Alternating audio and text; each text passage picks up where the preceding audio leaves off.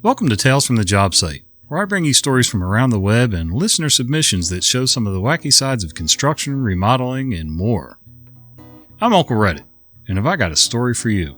Today's series we're going to call Tales from the Hardware Store. Taxing their brain cells. I'm a cashier for a tool shop, checking out an older customer. Customer: can I pay the Utah tax and not the California tax because I'm from Utah, not California? My brain goes blue screen of death for 5 seconds. Me: no. Customer: why? Me: you pay California taxes because you're in California.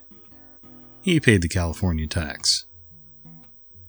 In what universe does that make any sense? You want to pay this tax from the state you're from instead of the tax for the state you're in? Of course, I can't say too much. I mean, I have people come in here. We're really close to the Maryland-Delaware state line, and Delaware has no sales tax. So people come in here, and I get an earful about having to charge tax. Your pricing holds no court with me. I work at a hardware store in the paint department. Customers often ask for half gallons, but we only sell in gallons and quarts. The customer comes up to me asking for a particular color. Customer: I'd like a half gallon of this color in flat. Me: sorry, but unfortunately we don't carry half gallons. We sell gallons and quarts. Customer: oh, alright, then I'll take 2 quarts. Me: I can make that for you if you'd like, but just to let you know, the price of 2 quarts is only about $1 less than getting a gallon. I know that doesn't make sense mathematically, but it's the way the store prices them. Customer: but I don't need that much paint. Me: I understand, and I'll make the 2 quarts if you like. I'm just letting you know that the gallon is more cost effective. Customer: I'll take 2 quarts. Me: alright, I'll have that ready for you in 5 minutes. I enter the order into the system, then go to get the 2 quarts. I set them up and put the tint into the first can. As the tint starts pouring into the second, the customer comes back to me. Customer: oh, I just noticed that a gallon is only about $1 more than getting 2 quarts. I'll take the gallon instead. That customer saying that he noticed that the gallon was more cost effective in the end really proves that as a society, we have a listening problem. Like, he heard the words coming out of that employee's mouth, but he wasn't listening. He really didn't understand and process what those words were. Of course, now the guy's probably going to want them to eat the cost of that quart that's got a custom tint to it. Amazing. Blowing your top is also blowing your chances at getting served. At our store, it's perfectly acceptable to hand customers off to other coworkers who are more knowledgeable about certain items and whatnot. I greet a customer as he walks into the store. Me: how you doing today, sir? Can I help you find anything? Customer: yeah, you a-holes had better have this specific product. Me, a bit taken aback: we'll do our best to find that for you, sir. I go to where the associated products are and can't find it. The customer is just glaring at my back, occasionally muttering expletives under his breath. Me: let me grab one of my associates real quick. It's my first week here and I'm still learning the store. The customer grumbles a rude affirmative and I go to grab another coworker. I follow the customer and my coworker to the location so I'll know where it is in the future. As we're walking to the item, the customer spins on me. Customer very loudly: what the F are you following me for? Shocked, I begin to respond when my coworker cuts in. Coworker: sir, there's no reason to speak rudely to him when he's just trying to do his job and learn where new items are. If you can't speak civilly or politely to us, then we will kindly ask you to leave the store. The customer turns beet red and starts shouting all manner of curse words at my coworker and me as we gradually herd him to the front door and out of the store. Coworker: have a good day, sir. Please understand that you are no longer welcome to shop at this store. Enjoy the rest of your weekend.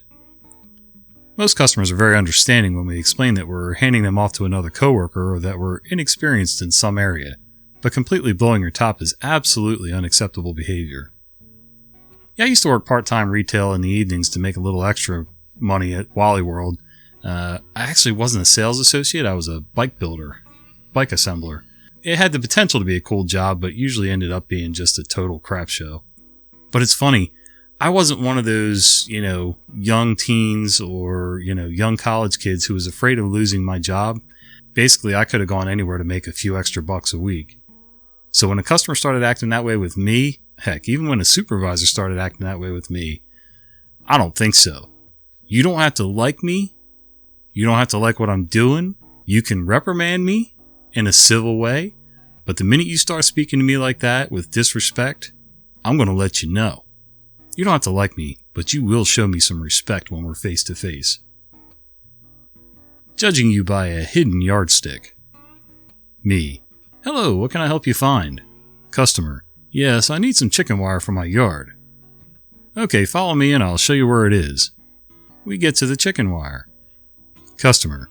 I need enough that'll cover my yard. Okay, do you know how big your yard is? Customer. No, you work here. Shouldn't you know how big my yard is and how much I'll need? Me. Sir, I've never been to your house to see your yard, so I don't know how much you'll need. Customer. Well, I'll just buy 2 rolls, and if it isn't enough, I'll be back to tell your boss to get you fired since you obviously don't do your job right. Yeah, like everybody's just going to magically know how big your yard is. Do you go to the roofing stores? Hey, I need some roofing materials. How big's your roof? I don't know, that's your job. Some people are just too goofy to be out in public on their own. This transaction is not picture perfect. Customer. Excuse me? Me. Yes, sir, how may I help you? Customer shows me a picture on their phone. I had this bolt at home. Which size nut do I need? Oh my god. Me. There's absolutely no way to tell the exact size of a bolt from a picture, sir. Customer. Can't you take a guess? Me. No, sir, since there's nothing to compare the size to in the picture, it could be literally any size. And since bolts are measured very precisely anyway, I would be comfortable taking a guess even when you put a ruler in the background. You need to either measure it or bring it in. Customer. You're no help. I'll go find someone who knows what they're talking about. I've had variations of this conversation about everything from curtain rods to machine parts. That's another one. What do they think, everybody's a magician? We can just guess? We didn't even need the picture on the phone. Just let me hold the phone to my head. You need a 5/16. I mean, it's a bolt. How big could it be? Bring it with you. Stick it in your pocket. No shortage of gas here. My carbonated water machine has run out of gas, so I bring the cylinder in to exchange it for a full one. I see a set of boxes of cylinders I need, but in front of them is a sign that says, if you're exchanging cylinders, do not take one of these boxes. Please go to the checkout to exchange. So I do. I tell the woman at my register that I'm exchanging my cylinder, and she starts processing the exchange as I'm extracting my old one from my bag. Then the cashier at the next register speaks to me. Cashier number 2. If you're exchanging, you just come up here. You don't get one of those boxes. My cashier and I both look at her confused. Me. That is literally what I'm doing right now. Cashier number 2. Those boxes aren't for exchanging. Cashier number 1. She didn't bring a box. Cashier number 2. You just come up to the register with your old cylinder. We have to give you the new ones from the ones we have behind the counter. Me. Again, this is exactly what I'm doing. I do not have a box. I read the sign. Cashiers 1 and 2. There's a sign?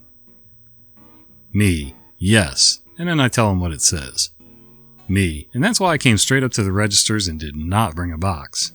My cashier is finishing up my transaction. Cashier number 2. You don't take the boxes.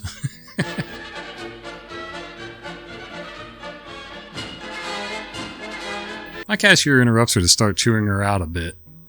Cashier number 1. Why are you telling her to do something she already did? They were still discussing it as I left, not sure what was so confusing about me doing what I was supposed to do, not having the thing I wasn't supposed to, and already being helped by someone else who wasn't having any trouble. This cashier sounds about 2 sandwiches short of a picnic. Why would you just keep repeating the same thing over and over? Again, listening skills. Saying it once I can understand. Maybe. You're not minding your own business, your own lane. There's already a cashier taking care of it, but that's another story. Can't hear you over the sound of your ovaries? I'm a woman. My boyfriend and I recently bought a condo together. We were both very excited and eager to set up our new home. I stopped by the local chain hardware store for a new tool set. Before going inside, I did a quick web search on their store site. I found a moderately priced, heavy-duty set that I liked. The only problem was I couldn't find it anywhere in the store. I stopped a young man, an assistant manager, about my age, and asked if he might know where the tool set is. Assistant manager. Let me get this other employee. He's been here a long time and knows where everything is. The manager called on the radio, and a few moments later another older gentleman appeared. They spoke quickly, and I showed the gentleman the picture of the set from their website. He said that he could find it, went off, and came back with the exact set. I was ecstatic and thanked them both. The manager left. Employee: there's another set that you might be interested in. Would you like me to show you? I agreed, and he led me a short distance to another display nearby. My heart sank as I looked at what he wanted to show me.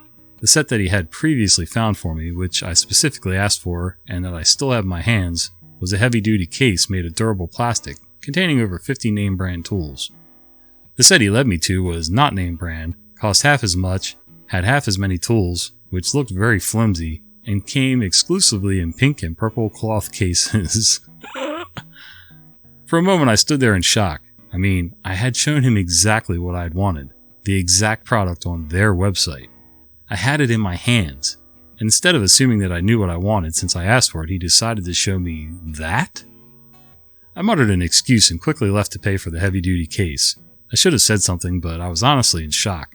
Sir, I hope you learn one day that when someone, male or female, asks for a specific item, they often know what they're looking for.